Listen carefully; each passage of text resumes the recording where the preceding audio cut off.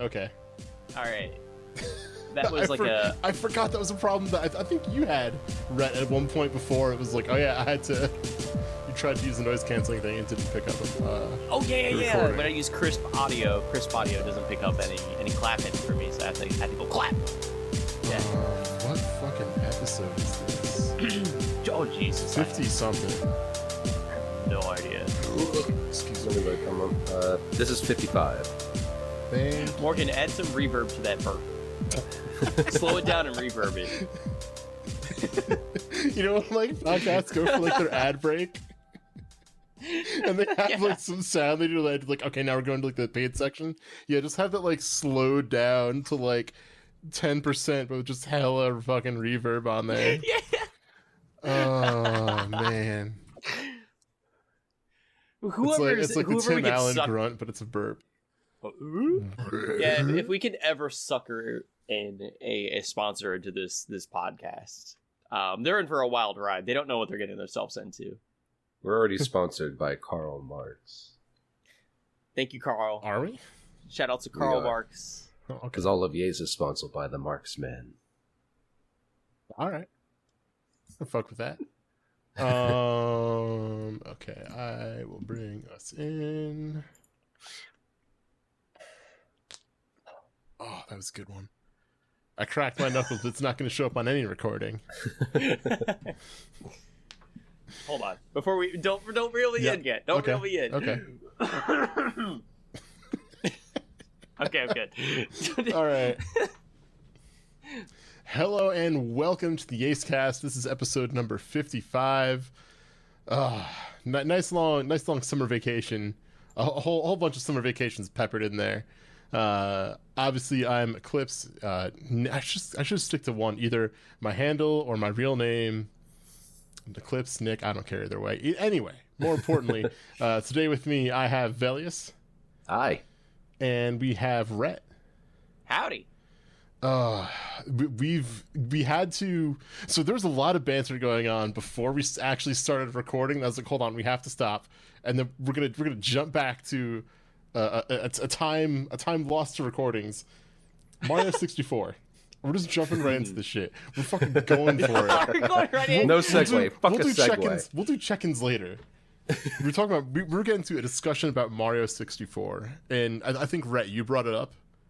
Yeah. Oh, absolutely. Okay, I'll bring up Mario 64. Why did you bring up Mario 64? All right, I'm gonna bring up Mario 64. Okay, listeners, this is almost like a content warning. If you like Mario 64, you may want to plug your ears. You might want to skip to episode 56. No, hold on. Fuck, we should have done check-ins first. No. We were already too far into it. Damn it. Mario 64 is not a good video game. It's not a good video game. It's not fun. It's actually an exercise in your patience. And I will include Mario Sunshine into this as well. I'm going to rope in Sunshine. And I think everybody can agree on Sunshine being a exercise in frustration, but it all starts with Mario 64. Let me sneak in here real quick. Okay. I hate Mario Sunshine. Okay. But the reasons I dislike Mario Sunshine are very different from the reasons I dislike playing Super Mario 64 now. Super Mario 64, it is very much a, hey, you know what? This is the first time we have done this. This is a lot of, we're trying to figure out how we can make this work in a 3D space. This is a lot of very new things for us. So I can forgive that, right? I can forgive that, you know, this is a learning experience. This is them trying to see what they can do and what works and what doesn't. And they threw a lot of ideas out. Some of them stuck, some didn't. Mario Sunshine, they had the tech developed. They knew better. They should have known. They should have known better. But that game is just not fun, and they don't have the excuse of, we were trying to figure out how to translate gameplay from a 2D plane into a 3D area. So I will always shit on Mario Sunshine. That game sucks. It's ass. You're gonna shit on Mario Sunshine, where the entire core gameplay is to remove shit from every surface. Hey, we're making more of a mess. That game knows what it is. Eclipse is the bad guy in Super Mario Sunshine. If Mario Sunshine really wanted to clean up all the garbage, it would have deleted itself from Nintendo servers before it ever got released. But that's why everyone plays Luigi's Mansion on GameCube and not Mario Sunshine. That game fucks. Hell yeah. I haven't played it. You know what? So for what it's worth, I never had a GameCube growing up, and it was just one of those things that's like I just never really felt the desire to go out and buy a GameCube and a bunch of GameCube games. Okay. You get a pass today, mister, but you were on thin ice. For what it's worth, around that time when it was like, oh, it's like, what if the fond memories I have of consoles from around that time are number one, the Dreamcast. Okay. And I'm sorry, you can love Super Smash Brothers Melee all you want. The Dreamcast, just in my humble opinion, the Dreamcast library will always beat the absolute shit out of the GameCube library. Oh, that's really tough. Me being a Dreamcast stan, putting them side by side is really, really, really difficult. GameCube had some really fun stuff on there. It's got Monkey Ball. It's got F-Zero. It does. It's got a lot of Mario parties. It has Luigi's Mansion, has Pikmin 1 and 2. Pikmin's Fire great. Emblem. Fire Emblem, if you want to be a Fire Emblem fan, absolutely. The GameCube has the issue that every good game is first party. Yeah. Almost. There's maybe a few exceptions here and there. Eternal Darkness is one of them. Eternal Darkness. That game's not good. Moon, Wonderful Life. I respect what that game goes for and what it tries to do. Have you played that game recently? Yeah. I'll say it controls like ass. That's what I'll say. It controls like ass, and just a lot of it's not fun to play. It's not supposed to be fun to play. I love the ideas that it has in terms of like, we're not just gonna have like, oh, scary ghost.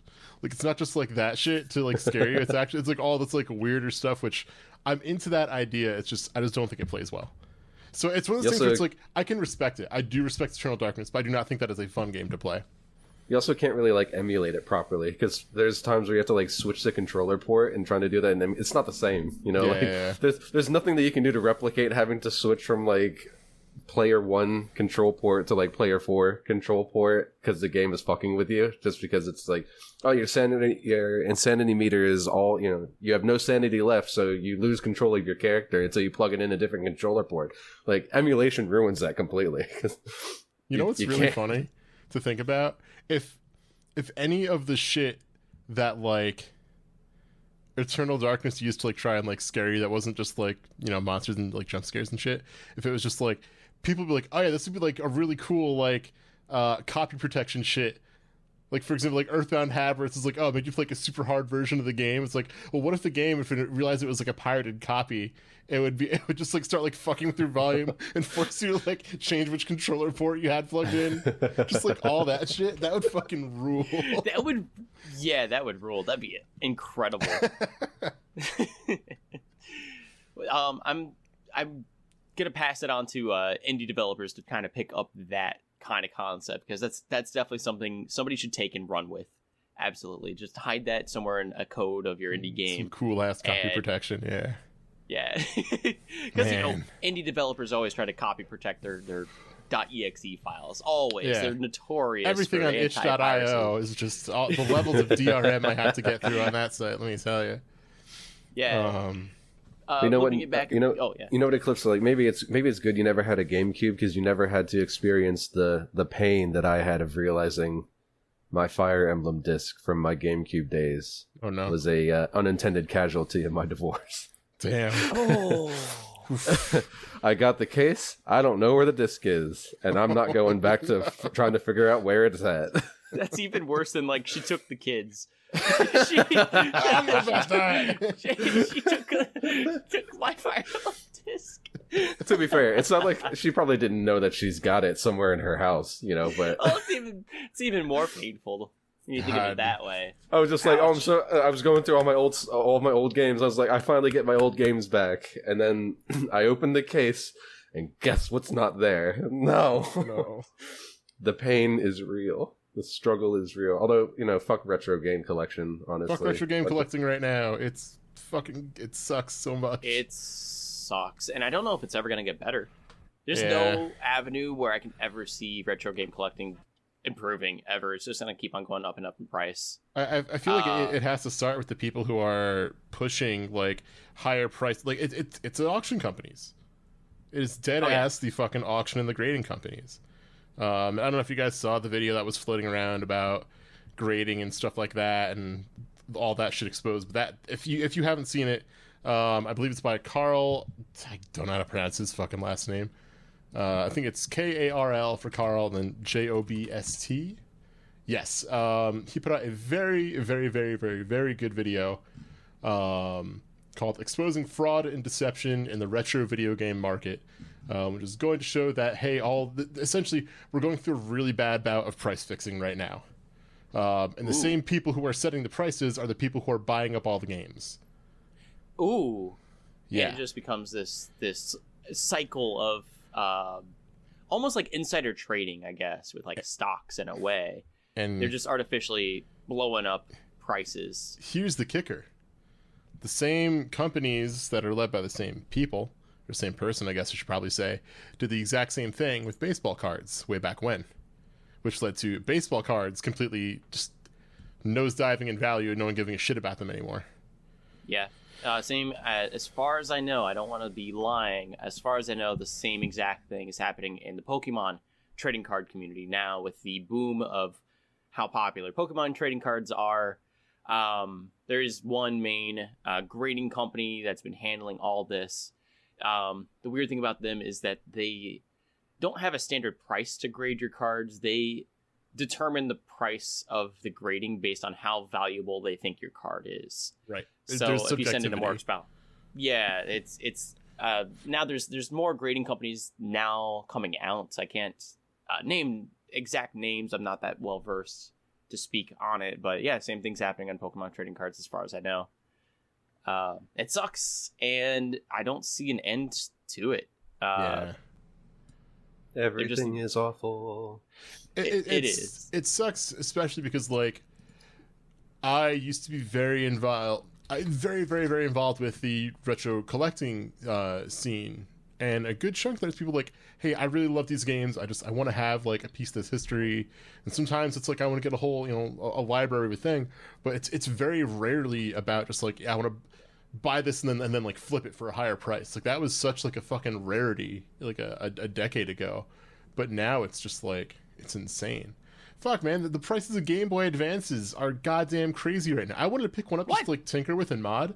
So a regular ass like first gen Game Boy Advance, you're looking like at least $75 to get one. That seems high. That seems rather high. When I was working in that store I mentioned, it used to be $25 to buy like at a store, and of course like the store is gonna have a little bit of markup. Like an SP was $50 on Facebook Marketplace nearby. There's someone in town who's fucking trying to sell one for $200. Get out of here! No way. It was cheaper. It was cheaper to buy a Game Boy Micro, which have always been kind of hard to find and like and shit. It's cheaper to buy one of those than to try and buy a fucking like regular ass GBA. I almost bought a Game Boy Micro. I'm gonna be real honest with you. I thought about it, but it would be pretty sick. Yeah, I'm just gonna wait for the Analog Pocket to come out where I can buy it again. There we go. What's your favorite Game Boy Advance game? I should say. Man. I'm just toss a random question out there. Bonus question.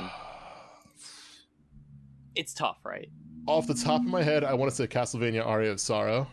Oh, that game. Metroid Fusion though is really good. Oh, yeah, Fusion's amazing. Fusion's really good. It's definitely like I get why people don't like that game. Totally valid. But man, it's aged so well though. Like in 2021, that shit holds up so perfectly though. I never did play Zero Mission. I should play Zero Mission sometime. But I never finished Zero Mission because it's just it's a remake, so it's a remake of the first one, but it seems like it's quality of life like all across the board, which is super nice because that game needed it. But like short list for me would be Metroid Fusion and Castlevania Aria of Sorrow. Good choices, very very good. Vel, you agree? I mean, they're very good choices. Yeah. They're not your choices. As far as like Game Boy Advance games go, probably the first Fire Emblem ranks as one of my favorites. Then you have both Golden Suns. like both the Golden Sun games, even if it's like mostly for the soundtrack for me. I mean, the thing that I liked most about the Game Boy Advance though is being able to play like, oh, and then Harvest Moon, Friends of Mineral Town. Forgot to mention that's another. Aww. Yeah. I mean, like honestly, like there were two types of games that I played at the time a lot, and that was like Harvest Moon games and then like fighting games. I just kept playing like Tekken 3 like years after release, and then Tekken 5 when it came to PS2. But I got a Game Boy Advance so I could play like Pokemon games from like both the Game Boy and then the Game Boy Advance ones that came out, you know. Hell yeah. So I could play like, you know, Pokemon trading card game, and then like I still had a cart of the first Mario Tennis on the Game Boy Color. Ooh. And I would play that on my Game Boy Advance because I had like a custom character made and everything. I was like, I'm not gonna give them up. Yeah. I maxed that fucker's level to 99 for a reason. Okay. Yeah, that had like the RPG mechanics in it where you could like, go to tournaments. Oh. And then you could transfer it to the N64 version. So I was just like, I want this fucker on an N64 card. That's what I want. There you go. I want it to be good. Better be good. Rhett, what are your answers? What are your top of the pile? I'm gonna say Pokemon Emerald and Pokemon Fire Red, Leaf Green. Those are immediately the games for the Game Boy Advance, at least for me growing up. But going back and replaying Castlevania GBA games like Aria of Sorrow and everything, those are probably better games overall, and probably the best games on the GBA. I would say the Castlevania ones, it's just there's nothing else in that era for that exact console that worked so well. Yeah, it was perfect for the GBA, absolutely perfect. I want to throw out. Oh, sorry. Go ahead. I thought you were done. I was just gonna mention on my brain. My biggest pet peeve for the GBA was music on the GBA. Every composer or every game company decided that instead of doing like genuine chiptune stuff using a sound chip, they would compress real sounds. Yeah, it sounds so bad. Use like real sound compression in GBA games all the time, and I hated it. So there's only very few GBA soundtracks that like actually stick out, like Golden Sun, Fire Emblem, Pokemon. All the MIDI there's files. A lot of stinky ones. Like I was listening even to in some of the Pokemon stuff, I'm like, yeah, Pokemon stuff. It's okay. Like the Game Boy original titles have better soundtracks than the GBA ones, I would say. But I was going back and listening to the Sonic Advance soundtracks. Just because I love Sonic music. Sonic's known for its music. And man, Sonic Advance had some stinky music. Everything was ultra compressed. They took an actual like MP3 file and squeezed it into the GBA somehow. And it sounds like absolute trash. That reminds me of the problems with Tekken Advance, because they had that same exact thing where, you know, it's all just ripped straight from Tekken 3 and it sounds like shit. Oh, I can hear it in my head. It's just terrible. I decided I booted up my Mister real quick, and I was like, you know, let me look through the GBA game, because I have like the full like GBA library on there. Let me take a look at some things. So first of all, a couple of honorable mentions that I'd like to throw out. One, I guess 1 and 2 tied probably. Mega Man Battle Network and the Mega Man Zero series. Ooh, yeah. Both really good games. Mega Man Zero 2 still just like absolutely fucks. Boktai, The Sun Is In Your Hand. Game by Konami. I don't remember if Kojima himself worked on it, but the cart has an actual ultraviolet light sensor in it, and so that affects the power of your gun in games. It's all based on solar energy. I fucking had that game. I cheated because I had a black light, so I just held that game to the black light, and it's like, wow, you're like on the surface of the sun. You're super strong now. Because I was not going to try and sit outside with like a regular ass Game Boy Advance, not even an SP, and try and play with the glare from the sun off there. That's what I was about to say. It didn't have any backlighting, so you're just like trying to squint your eyes into your GBA cartridge and like trying to power it up at the same time. Mm-hmm. There's another game I wanted to mention, but more importantly, how many Shrek games do you guys think are on the Game Boy Advance? There are only 2. 6. There has to be just like 2, like Shrek 2 and like I don't know, Shrek Returns. There is Shrek, Hassle at the Castle. Shrek, Wreaking Havoc. Shrek, Smash and Crash Racing. Shrek, Super Slam. Shrek, Swamp Kart Speedway. There's 2 kart racers? I believe so. I'm just going to double check real quick to make sure it's not like a different. Yep, they're both from the USA. They're both the same region, so they're not like renamed for different regions. Shrek 2. This one's probably my favorite title. Shrek 2, Beg for Mercy. And then Shrek the Third. 8. There's 8 total. 8. Wow. I'm gonna load up Shrek 2, Beg for Mercy real quick. I have to know. Oh, before I forget, I wanted to have an honorable mention to the Advance Wars games. Yes. On GBA. I forgot about that. There's a lot more good-ass GBA games than I remember. Hot damn. And since this is also relevant today because it just came out, Cruisin' was on GBA too. Oh, nice. I would also have to go to my friend's house to play Cruisin' on the N64. It was probably Cruisin' Exotica, maybe? If that's a title. I just remember the menu music. Yeah, that was a game. Okay, so by the way, this is a game where you play as Puss in Boots. Oh. And I am attacking a pumpkin right now. This game does not look good. Okay, I need to turn this off. All right. You're begging for mercy from having to play this game. Yeah, That's pretty much. Really what it was supposed to be. What else? God, the GBA has like the most insane library. It's so gigantic. Holy shit. And I genuinely love going through the Null DC Bear library of games. They have not only Dreamcast and Naomi games on there, because I know it's rather famous for CVS2 and Marvel 2 Netplay, but they have support for a bunch of emulators. So I love going through all the emulators, finding as much trash and garbage as I can shove onto my computer. And me and a friend, we have these every other week or so, we go on a Discord call together and we just pick out one random trash game. And I love going through and seeing how trashy some of this stuff can be. Anything with a weird name, anything that I've never heard of before. Japanese titles with like obnoxiously long names, like my little sister can't possibly be playing this Game Boy Advance cartridge or something. Just grabbing whatever garbage I can grab. It's so much fun, and the GBA is king of garbage. There's a lot of it. There's a lot of garbage on there. It's there's a lot of between, it's games like based off of like movies and TV shows. There's a ton of that on the GBA. Oh yeah, I recently, if I'm just going off on this tangent, I'll follow it through. Hell yeah. One of the most bizarre trash games, and I'm actually going to see if I have the ROM still downloaded. There was a movie that came out mid 2000s. It was called not Inkheart. It was called Beastly. That's the one. Inkheart's another movie. Beastly is a movie that was a remake of Beauty and the Beast in a way. And it was like a mid 2000s really grungy remake of Beauty and the Beast. And it starred this absolute trash man that it's turned into a beast. He's like tattooed head to toe. Oh god, yeah. It's really weird. And the movie sucks. I went and watched the movie with my friend. We had a bad movie night and it's absolute trash.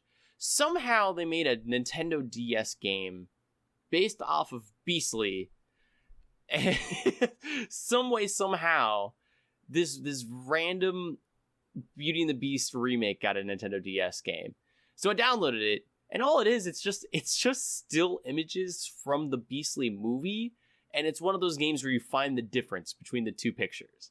And that's the whole game. You sit there, and you find the differences. Find 5 differences between these two pictures.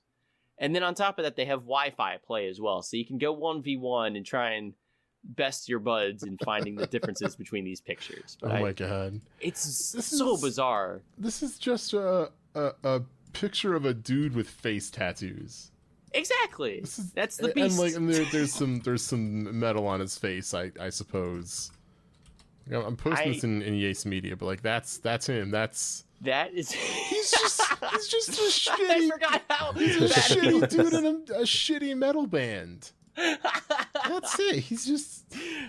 He's gonna go to Taco Bell after the show and just. Brood. Yeah. Yeah. Yeah. He just slammed 4 Miller Lights and he's now hungry for Taco Bell. We need to have a bad movie Yace night. I would love to sit down with my best buds and watch Beastly with my friends. It's a movie that will haunt you forever. You won't stop thinking about it. You're not selling me on it. But it has the tie-in movie game. Now are you sold? We could play the game. We could watch the movie. We could play the game together. We can go into versus mode. You'll have a grand time. Will I? Oh yeah, it's magical. It's Disney, maybe. Is Beauty and the Beast owned by Disney? Is that like a Disney joint? It's gotta be. Or is that just like a public property that they just yoinked? I mean, it might be. So Beauty and the Beast is like that. That's like an old ass folk tale. Yeah. From the 1740s. No, it's free. It's free real estate. You can take that shit for free. I'm looking, but I mean, Disney owns Beauty and the Beast, the Disney ass movie, but Yeah. In any case, Beastly gets a 10 out of 10 for Master Hooligans. Go watch a movie. Don't play Mario 64. Instead, go watch Beastly. That's play Mario 64 takeaway. If you want. So I've actually been getting interested in like Mario 64 speedrunning lately. I don't think I would ever do it, but like seeing what people have just for like 16-star runs, like seeing what people have been doing there. And of course, there was a summoning salt video on it not long ago. I think it was the last one that they had put out. It's pretty cool. I love Mario 64 speedruns. As much as I would not want to play the game, watching the game in motion is fantastic, especially play at that level. It's phenomenal. It's so much fun to watch. And I'll stick to that. I don't know if I want to boot up the cartridge of it. There's nothing in the game that I find truly enjoyable. It doesn't even have like the Mario charm and joy for me. And you can throw a penguin off a cliff. Right. He's a real bastard. Oh. Yeah, that's the direction I was going with that. Yeah, I think like so many Mario games have just like this element of like Disney to it, I guess. Like you have like this magical world. Mario's just the yippee yahoo man. You're having a grand time. Yeah, but like Mario 64 is when he first has a voice. He is a yippee yahoo man because of Mario 64. Yeah, okay. Is that enough to make me want to play the game? You don't have to want to play it. I don't know. I don't know. If anything, I'll be repeating the moves after Mario. It's like that one shit post where I open Palm Slap Chronicles of Riddick into the VHS and I'm going yippee yahoo along with Mario jumping around the room. Along with Vin Diesel as he climbs the big hill and beats King Bob-omb. Remember when Vin Diesel climbed into a cannon and then shot himself into the wall to break it away and find the hidden star? I loved that part. That was my favorite part of Triple X. The same game. It's just Triple X or Riddick, just model swapped. That would be yeah, that'd be great. Just put the shittiest 3D Vin Diesel model in there. Oh my god. I guess we should loop back into what you fools have been up to this week. That'd be a good idea. We've covered our nostalgia trip for the day. We've checked off that box. So Eclipse, roll us in. What have you been up to today? Or I guess in the past summer break. So I've been playing a ton of Cruelty Squad lately. That has been my latest fixation. What is Cruelty Squad, I may ask? Cruelty Squad is... Wow, actually, so fortuitous that we were talking about Super Mario 64. Because this is... Cruelty Squad is a first-person shooter that has, like, old, like, 3D, kind of even N64-ish aesthetics to it, but it's also, like... This is so hard to describe. I need to send you the screenshot that I sent to Velius. Actually, I'm going to send you this screenshot, and I want you to describe what you're seeing. In fact, I'll post this in Yase Media. I love this. Yeah, I love doing. If you look in Yase Media right now, do you see that picture? That last one I posted before the man from Beastly. Yeah, I see that. Just says Divine Light Severed. That's also from Cruelty Squad. That's an aesthetic right there. Yeah. And it says, Divine Light Severed, you are a flesh automaton animated by neurotransmitters. So there's the picture. This is the level select screen. This is your main menu in Cruelty Squad. Would you like to describe? Oh my god. The very outside. What goes around the screen? So for our listeners at home, I'm going to paint you a mind picture. Picture in your brain a widescreen video game, and now have the border of that screen be just icky flesh, just sticky Laffy Taffy flesh. Like if you took Ichabod Clay from Clay Fighters and just stretch them around the screen, that's what's greeting your eyeballs. Moving to the top right, picture a meat trucker wearing a nice cyan baseball trucker cap, and he's just located in your top right of your eyeballs. Below him is going to be a gentle summer home sitting on a hill. And to the left, there's what looks like clown vomit icons, basically. You're looking at probably the most cursed Final Fantasy XIV skill icons I've ever seen. There's a clown that says start in his mouth instead of teeth. It looks like there's a shitty green casino. I think that's just like, I think that's the princess's castle from Mario 64. And there's a man hijacking a blue car, a nice little blue beetle. And those are your levels. You also have a choice of a rainbow man that's stanced up and a stock symbol that's pointing upwards too. Yeah, a rainbow man that's stanced up is whatchamacallit. That is for your body mods that you can put in. Yeah, the whole like UI here is absolutely fucked. I love it. Let me. I was trying to grab a screenshot from in game for you. Let me do that real quick. It has the stench of Windows 3D Movie Maker. If you guys remember that, there's a few like shit posty Windows 3D Movie Maker from like Windows 98.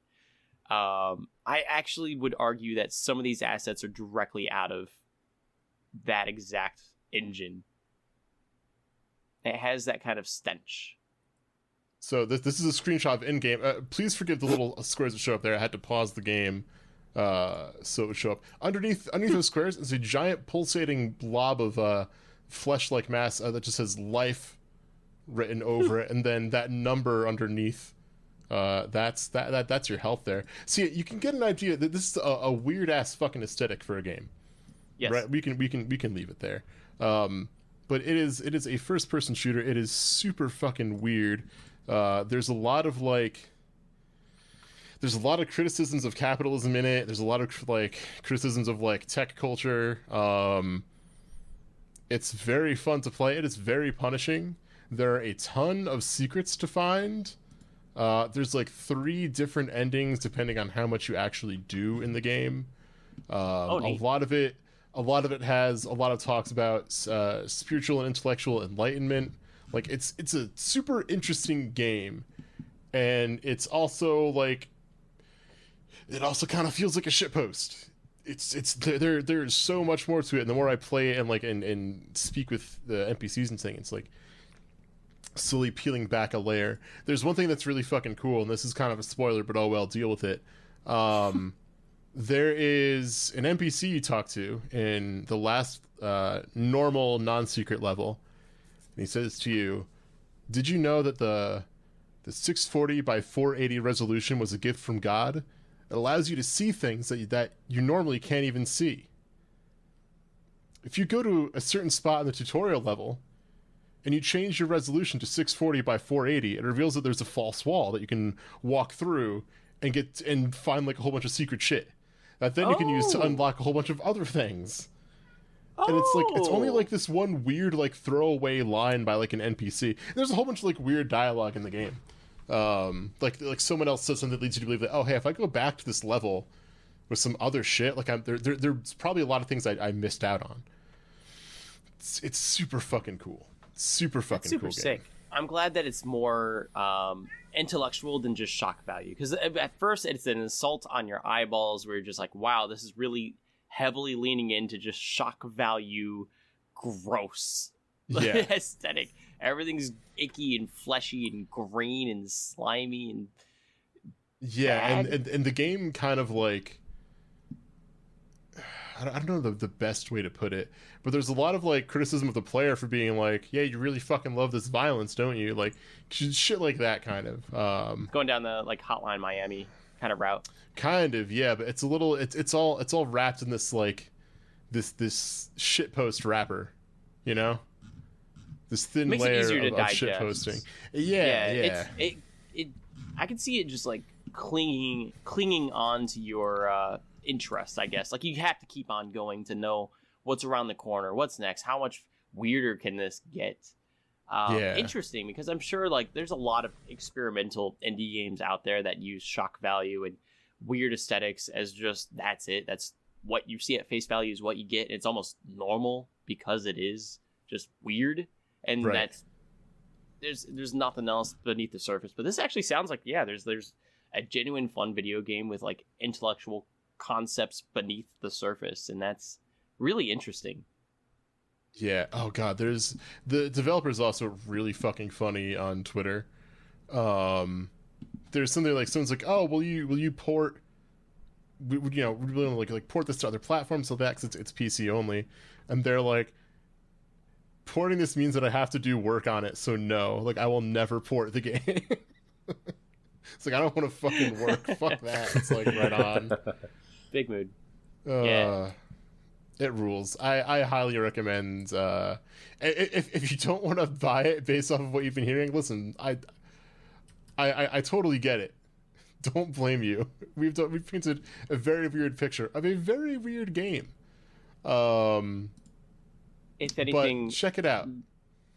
I just from looking at it alone, it's caught my interest. Let your eyeballs see it. That's all I can say. I don't think words can really do this justice. You have to let your eyeballs enjoy what this game is. Go Google Cruelty Squad.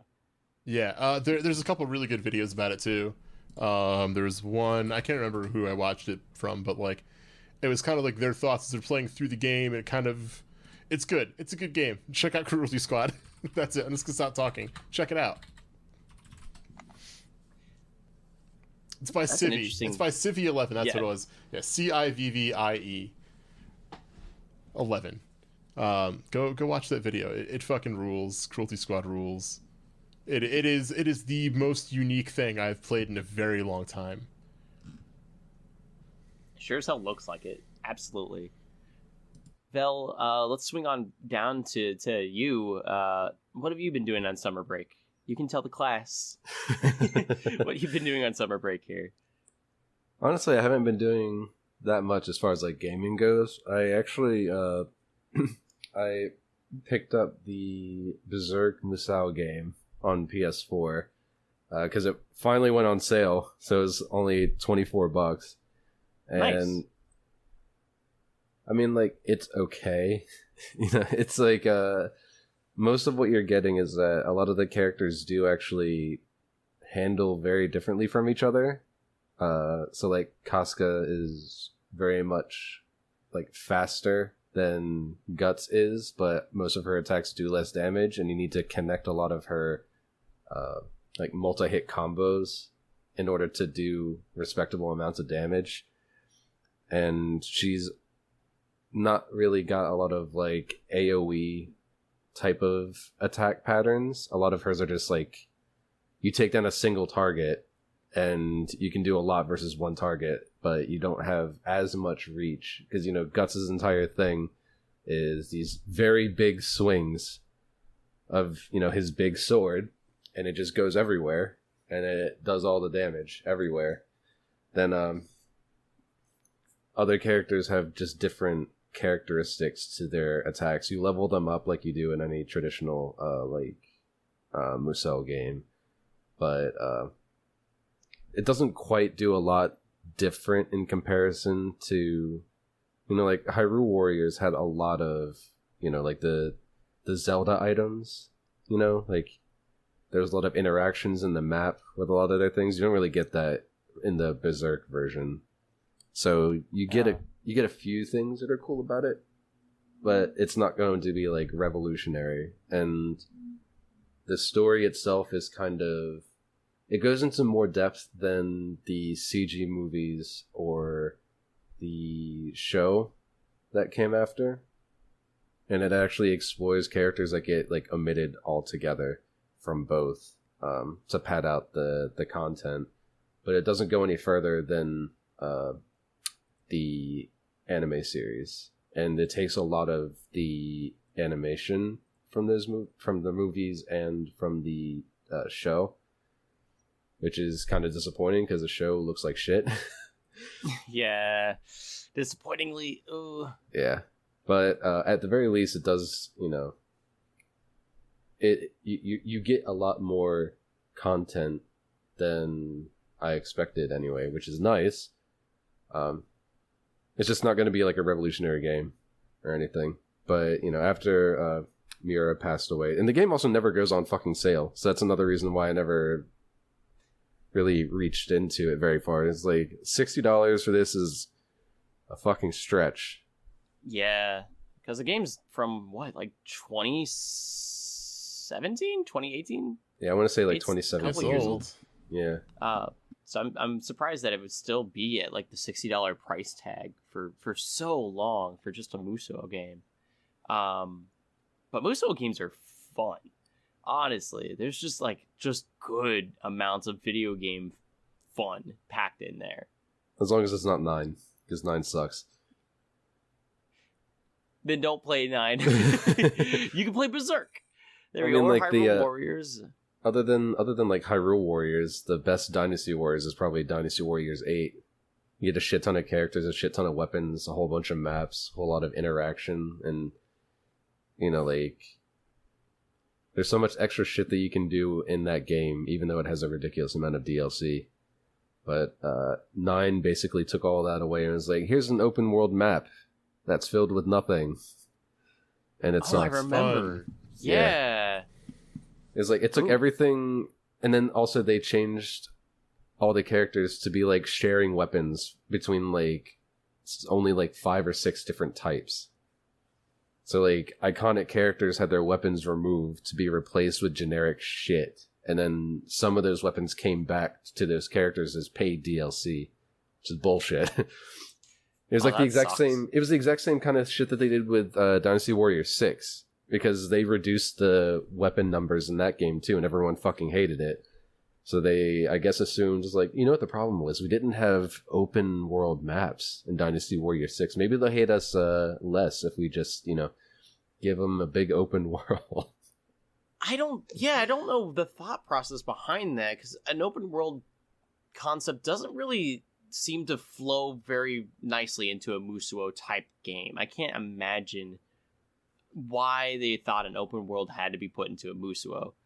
Because as far as I know, I'm not a huge Dynasty Warriors player, but part of those games and part of the fun are like capturing bases and like having a nice compact map where you're trying to decide where you're going to place your units and where you're going to run to and where you're going to attack next to kind of like flank the oncoming armies. And if you're in an open world, that strategy is just thrown away, and then you're literally just hacking and slashing just in this open world with no real greater thought behind it, I guess. Except with all the glitches and weird animations intact. So you get all like the negatives with more negatives and no positives to replace it with.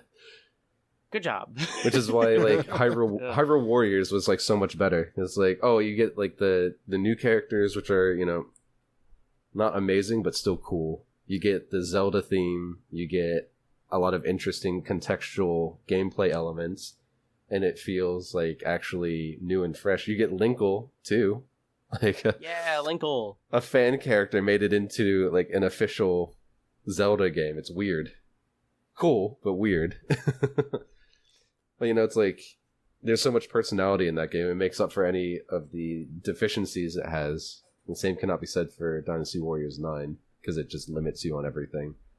But Other than that, I've just been playing a bunch of retro games, especially, like Harvest Moon 64, since finally able to play that on something that is not an N64 or Wii U.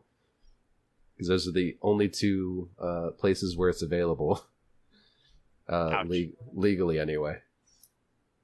So it's like, I actually had gotten out my Wii U. I had it hooked up to my TV in my living room. Because lately I had been craving Harvest Moon 64, and every now and again I like to go back and play it, but I sold my N64 a while back, and there's just no other way to play it other than bringing out the Wii U, so that's what I did. And then, of course, Bear updated to have N64 support, so... Lo and behold. Fuck the Wii U. How about that? I can actually say that again now. Fuck the Wii U. So that's just the majority of my time is going between that. For right now, anyway.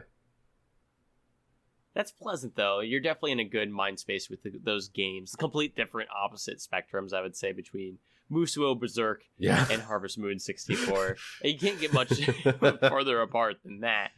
But they both share a common theme, which I think is just they're comfortable games to just turn the brain off for a bit. Whether you're just farming or just slashing through hundreds of dudes. I mean, there's honestly a weird kind of like, there's a central theme of like coping in both of those games, because Berserk's entire theme is, Guts' evolution as a character past just having revenge, and coping with the fact that he may never actually get revenge anyway, and that there's still things worth living for in that fucked up fantasy world. And, obviously it's not that in Harvest Moon 64, but especially in 64, there's actually a lot of dark elements to it. There's, upon revisiting, there's alcoholism and toxic family values. There's a character who eventually marries another character, and he is, like, abusing her in private. Oh. Like, physically abusive. Like, he hits her and stuff, and she tries to hide it from the rest of the town. So it's like, there's a lot of very fucked up moments, even in this, cozy little farming sim. But it still ends up coming back to, it all comes back to coping with the everyday. Honestly, I didn't know that about, like, Harvest Moon having a little bit deeper layers beneath the farming surface. It's only in 64. Really just 64. I think I have a Harvest Moon game somewhere behind me. It was one of the PS2 ones, and it wasn't the good PS2 one. It was the stinky PS2 one. Save the Homeland? That was it. Yeah, that's a shitty one. That one's really stinky. And I thought it would be fun to play a stinky video game, as I was just explaining earlier, just like grabbing random games and just like playing them to see how bad they were. This was so bad, it was boring bad. There's nothing going on at all. Even for a farming sim, I love Stardew Valley. I love Harvest Moon. That Save the Homeland was rather bland and rather boring. It would be a lot better game if it tackled small town drama and tackled that kind of stuff face on, like the everyday life, and throwing back at you things that happen in the everyday world, and how do you cope with those kind of themes. I think that's important. Yeah, a lot of the later Harvest Moon games got really gutted and went full bore into like just the wholesome image kind of thing. It's still a problem that Story of Seasons has now, like Stardew Valley even still has a lot of like serious concepts, like trying to grapple with the constant onslaught of capitalism in Joja Mart and it taking over the town. Like there's a lot of like Shane's entire character is just he's pissed off that he has to sell his soul to Joja Mart and just goes to drink every single day after his shift, and he works all day, and he's a angry, bitter asshole. That sounds very familiar to everyone. Yours truly in a video game. But, it's like, there's still, like, some tackling of core concepts. It's not just, like, hey, go farm. And then that's it. Yeah. there's actual like depth to the characters, and I think part of that is that the original creator of Harvest Moon hasn't been involved with Harvest Moon since I think Back to Nature. And he's off doing very odd games like Little Dragon's Cafe, which is also just not great either. I forgot about that. Yeah. I mean, it's a forgettable game, so very fair. But, it's like a lot of the more challenging, like, structural concepts in the original Harvest Moon games are just gone, so they feel a lot more soulless these days than they used to. And Save the Homeland was like, we need a game on the PS2, like now, pronto, stat, immediately. And also, fun little fact, one of my earliest kind of encounters with like a non-binary character in a video game was Jamie in Harvest Moon Magical Melody. Because they don't have a specified gender in that game at all, and both male and female protagonists can marry them. Oh, hell yeah. Let's go. So it's weird to think of like this GameCube game from 2005 and this farming sim has a character whose gender is never specified. It was about damn time. Took them long enough, even in 2005. We need those types of characters more often, even in 2021. That's still something that we need to, as an industry in the video game industry, still make a lot more common of a theme, that those types of people exist in the world, and we should not be afraid to put those types of people into our video games as well. Give them some representation. Well, don't give them too much credit, because it was more just that they wanted to have a rival that wasn't restricted to your gender than anything else. That's why they don't name their gender explicitly. Because I don't think it was any because of, believing in non-binary people back then. It was mostly because if they specified a gender for this one character, it would have to be reflected across multiple translations and in the script entirely. So they just cut it. It was more like this happy coincidence that it happened, is all. But still, it was like something that you realize, like, wait a second, they never once say their name is Jamie. They never say Jamie's gender in the entire thing, so they are technically, like, on a technical level, there's some kind of unintentional representation.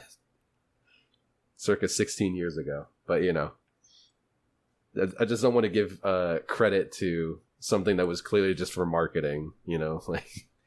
Yeah. Well, it was a step, either intentional or unintentional. It was a step. Yeah. In the right direction. But yeah, you're just cozy gaming. Cozy. Yeah. I love gaming. Cozy gaming. That's a good way to live. Tell me about it. I think that's like been my whole summer break as well, has been just strictly cozy gaming. There was one day that I picked up Street Fighter V to be like, I want to play some fighting games, and I didn't enjoy it. I just wanted to go back to cozy gaming. I didn't want to do stressed out fighting gaming.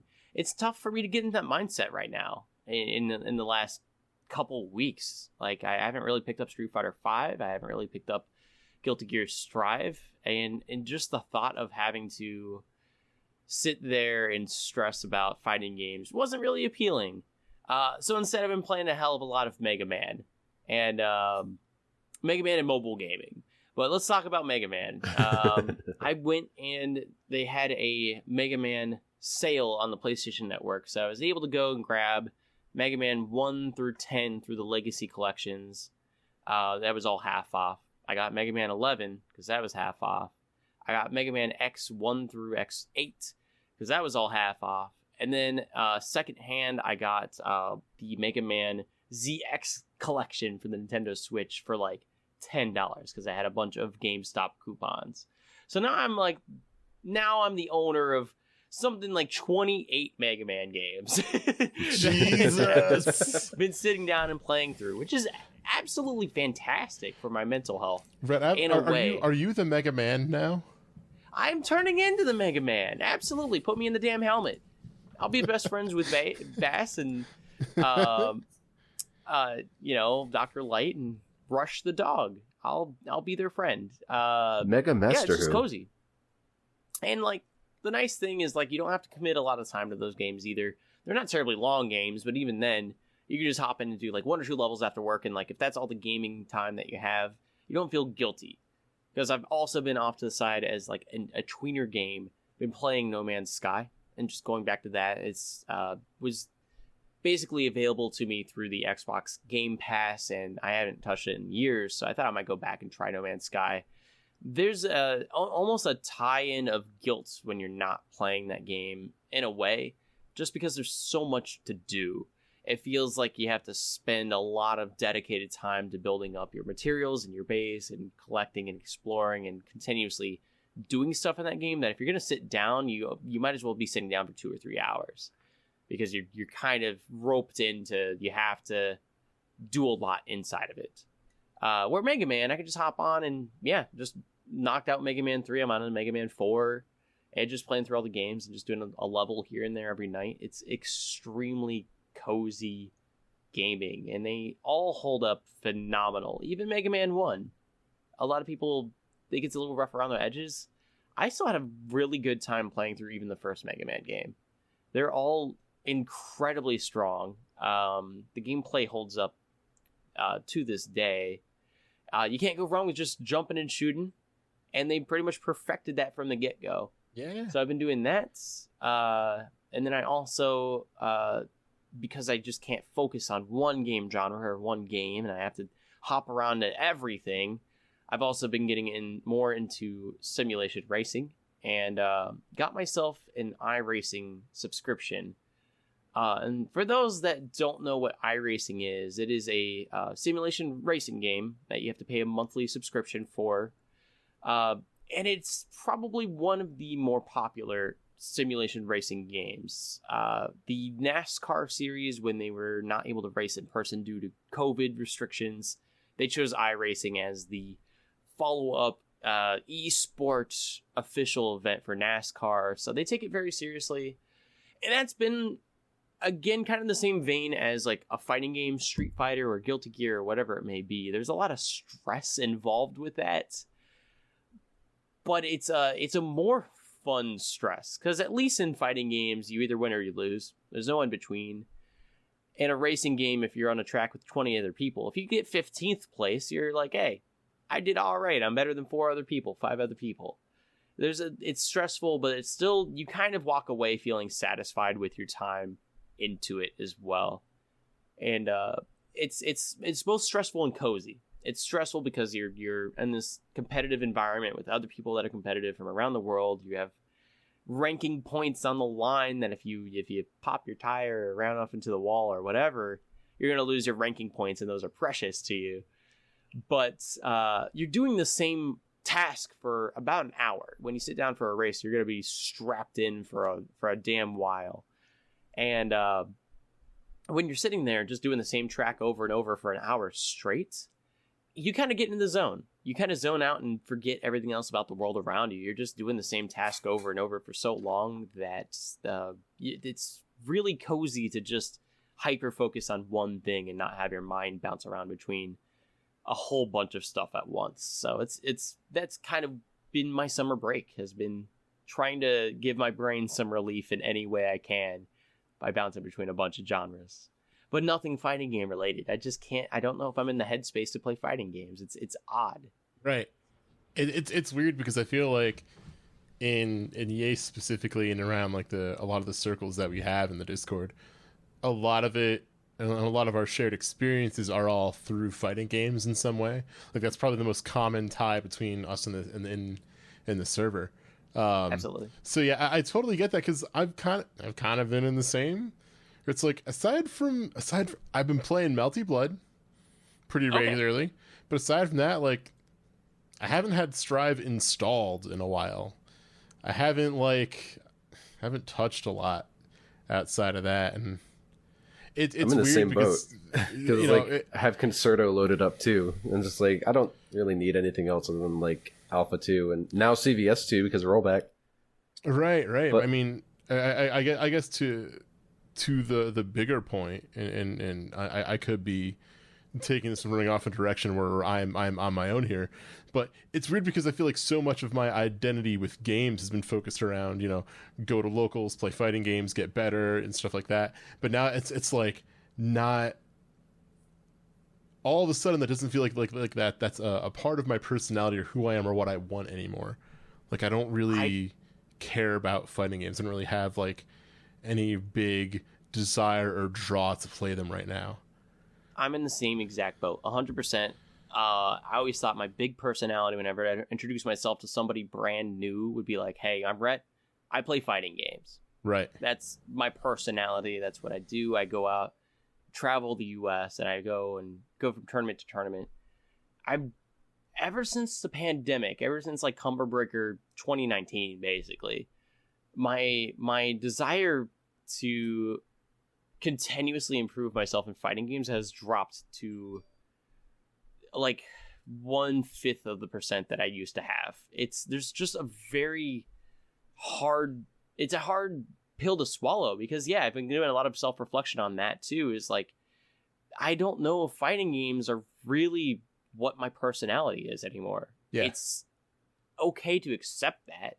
They're just stinking video games. And the most important thing that I got out of fighting games, no matter what, were the best group of friends in the world. Right. And even with those ties, they're everlasting, and I'm still making new relationships through fighting games to this day. Whether or not I'm trying to be the best at them or not, they've just been a perfect avenue to making a community of good people. And when I look at it that way, it's not that I need to play fighting games to be good.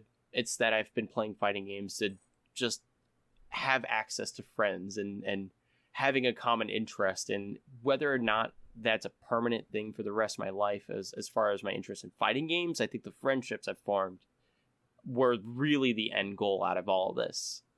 Right. And right now it's just hard to keep moving forward and bettering myself in fighting games because I almost feel like I've hit my goal.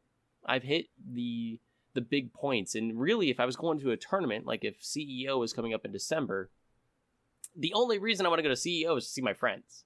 I'm not there to hop into tournament pools and learn Guilty Gear at the last second and cram right before the test and play for a week straight before CEO happens. I couldn't really care less. I just want to see my friends. I want to go there and sit on a couch with somebody and get drunk and play fighting games. Yeah. That's the beauty of fighting games. And it's no longer about getting better or finding new tech or anything. I just really enjoy the friendship out of it. And it's okay to break away from the guilt of you have to put in time to be better for what some unachievable goal. There's no end goal to getting better other than just winning tournaments, I guess. if that's your end goal. Yeah, like I'm happy with the things that I've accomplished in games, but I don't feel like I'm at a point where it's like, well, am I enjoying competing? And I think the answer is I'm not necessarily enjoying competing, but you know, it's you end up meeting new people and end up talking to new people, which is that in itself is fun. So I mean, as a means to an end, it's you know, it's fun to do that, but like I don't care about it, I guess.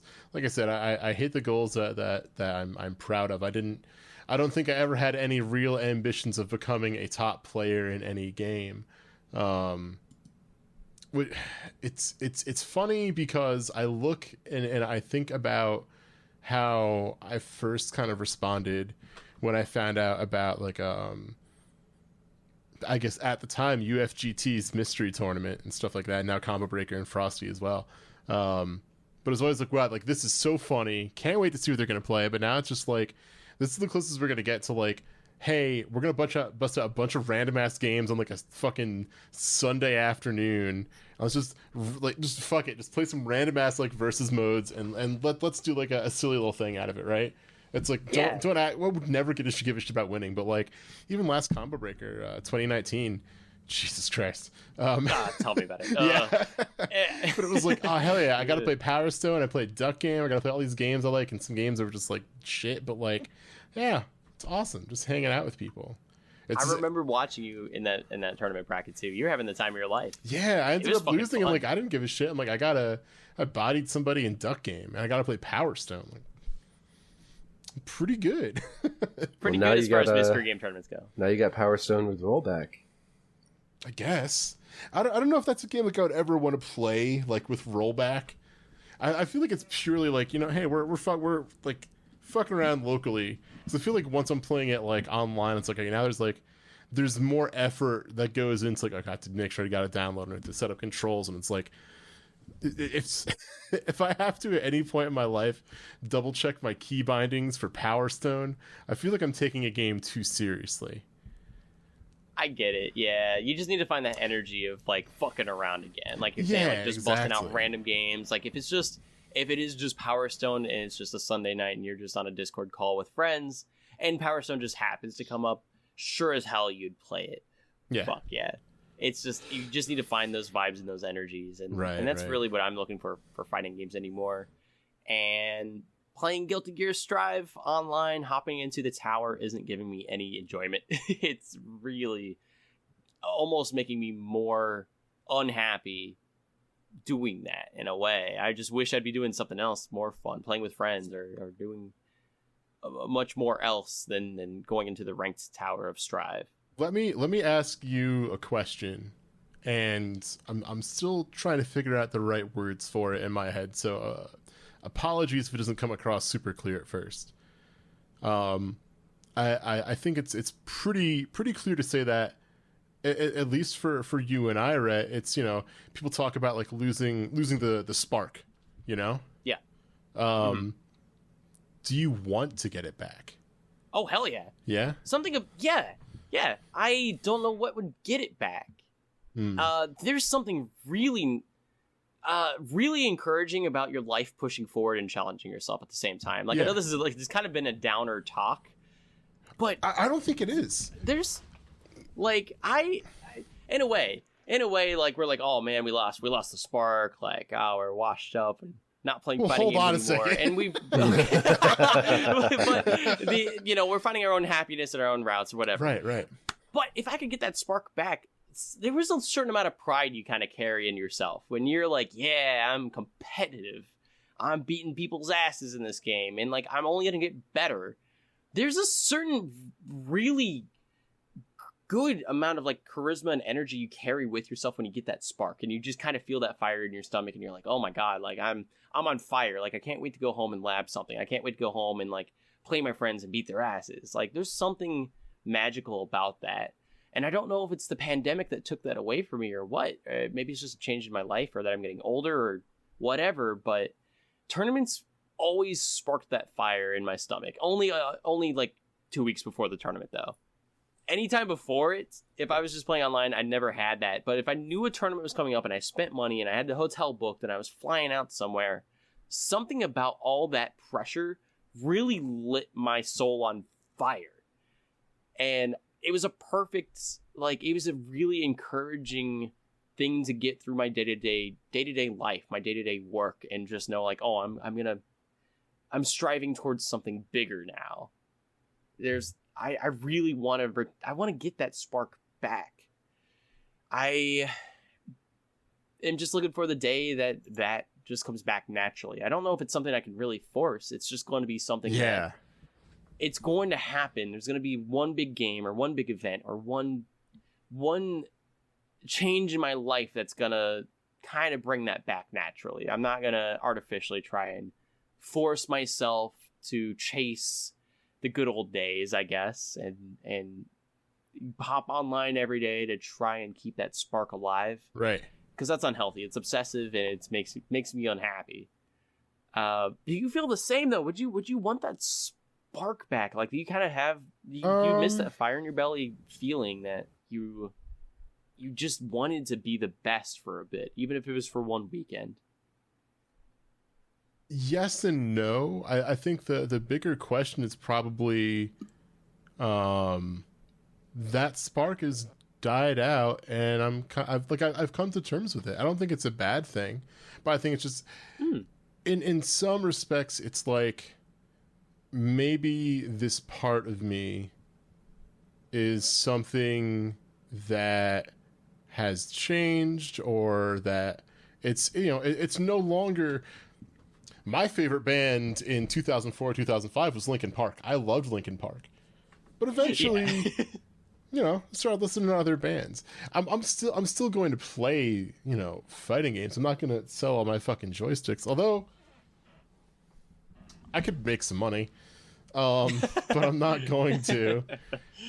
I mean, I think the part of my life where I am looking forward to locals every week, where I am always looking to see what the new tech is dropped, and hitting. Okay, I never really hit the lab very much ever in my like 14 years of going to tournaments, which explains a lot about my placements. Yeah.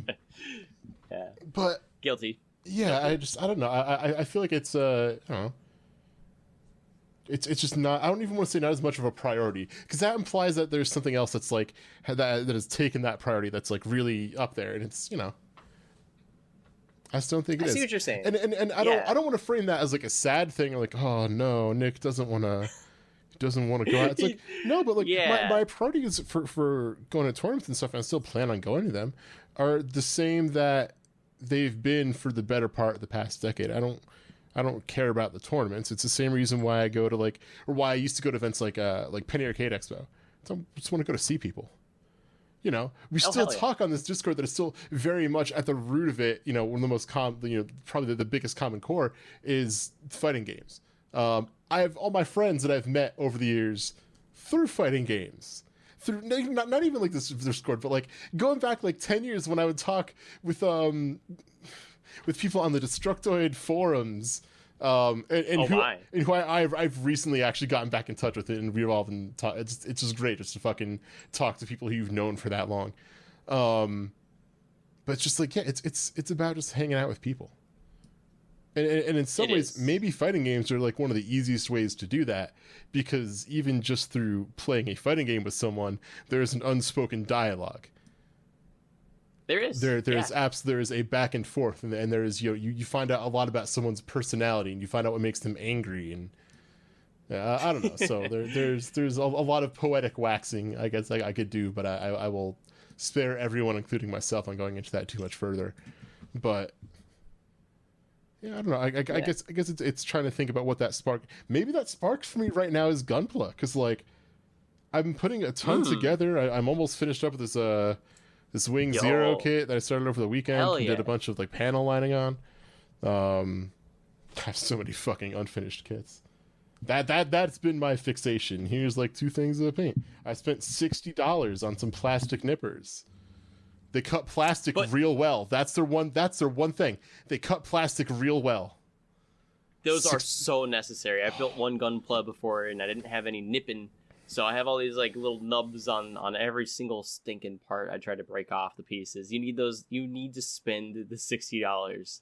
Get you some nice nippers. I got that. I got some fucking tools that are just for like sanding down like those little nubs afterwards and making them like super smooth. Like get a really nice matte or glossy finish. Yeah, this is like. Turns out, I really like working with small things with my hands, and a lot of like very just like careful, like very deliberate movements and stuff like that. Something that I probably should have picked up on more when I was like, wow, I really like changing parts in fight sticks. I really like being able to do a little bit of modding here and kind of make something my own. And so it's like, of fucking course I love Gunpla. Of course I love this shit. So we should probably wrap it up. I'm looking at our runtime here. Yeah, I feel like we're starting to have a good break there. God, I had an absolute blast talking with y'all tonight, I should say, because now it's 9:30 on the East Coast.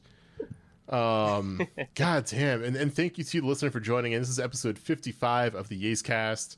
I am Nick. You can find me on Twitter to actually look at my fucking on Twitter, SD_Eclipse. Hey, rebranding is hard.